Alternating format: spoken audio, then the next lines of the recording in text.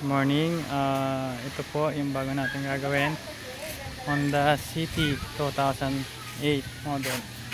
So, ngayon papalitan po natin yung kanyang valve cover gasket.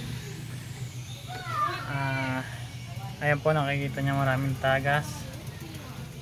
So, isa sa dahilan kung bakit nagtatagas is yung valve cover gasket. So, sa katagalan, dahil mainit, so lumulutong siya, goma siya, ngayon nagagato siya. So ito po yung luma niya na valve cover gasket. Tapos ito yung valve cover niya, sobrang itim na. So yung itong dahilan ng pagkakaroon ng sludge is hindi na susunod yung change interval na 5,000 kilometers so every 6 months, whichever comes first. So ito po, mamaya linisin natin.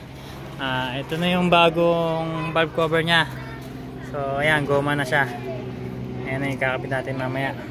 So ito, lilinisin lang natin, and then pagkalinis i-change oil tayo. So ito na po yung langis na gagamitin natin, patrol oil,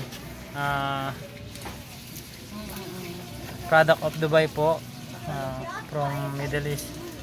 Ayan po, 5W30. So yun lang po, linisin ko na ito. Salamat.